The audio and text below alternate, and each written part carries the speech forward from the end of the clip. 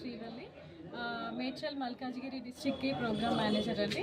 ఈరోజు అంటే 21st రోజున ఇక్కడ న్యాచురోపతి వైద్య శిబిరం అన్నది డ్వాక్రా బిల్డింగ్ గట్కేసర్లో ఏర్పాటు చేశామండి.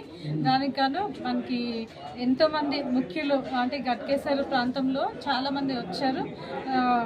Pavani madam X chairman madam వచ్చారు.